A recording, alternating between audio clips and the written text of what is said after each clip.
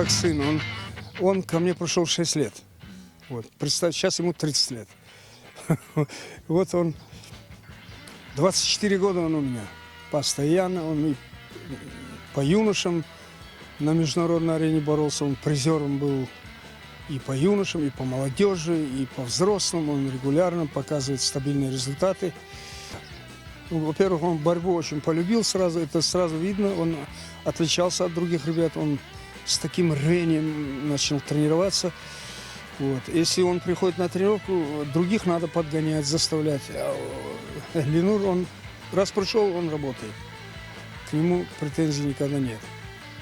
Он очень любит борьбу.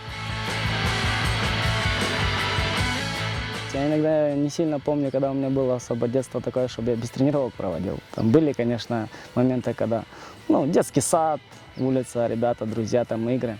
Но когда начался школьный возраст, я точно помню, что был распорядок. Школа, обед, тренировка. Потом уже к молодежному возрасту уже добавляется тренировочный процесс, естественно, и был режим такой, что зарядка, особенно у нас, я помню, в 6 часов была зарядка утром.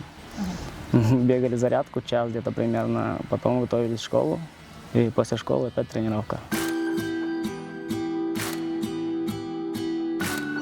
Были случаи в моем жизненном спортивном пути, когда я видел ребят, которые, даже в моем весе были ребята, и я даже их на сборах видал, своими силами подключались на тренировочные процессы, на сборы, находили где-то, я не знаю, там своими силами, естественно, для этого нужны финансы, может, какие-то, и дома у себя там они останавливались, усердно занимались, но, допустим, я в маленьком возрасте постоянно на уровне чемпионата страны, там, первый номер чемпионата страны, они не могли войти в десятку. Я многих таких ребят знаю.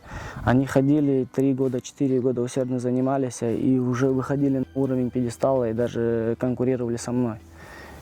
И я таких ребят знаю, не понаслышке. И сколько я видел, не особо талантливые ребята, когда своим упорством и усердством тренировочным и достигали вершин нормальных. Такое бывает, и никогда я не скажу, что если проигрываешь, нужно все завязывать и уходить.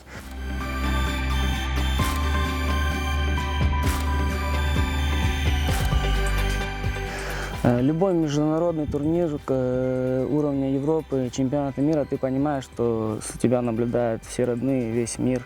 И самое основное, конечно, это последняя цель, это Олимпийские игры. В 2012 году у меня был очень важный старт на Олимпийских играх в Лондоне, который я прошел, и с поражением, конечно, недоволен был своим результатом. И из-за этого и продолжил дальше. И хотел уделить время, которое оставшее есть еще одной подготовке, работы над ошибками и побывать там еще раз.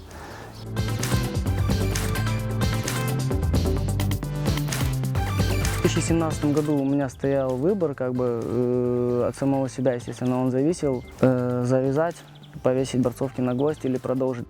Для любого спортсмена профессионального очень тяжело, когда, я думаю, это как мое мнение, что в лет 40-50 начнешь задумываться о том, что вдруг бы ты смог сделать больше.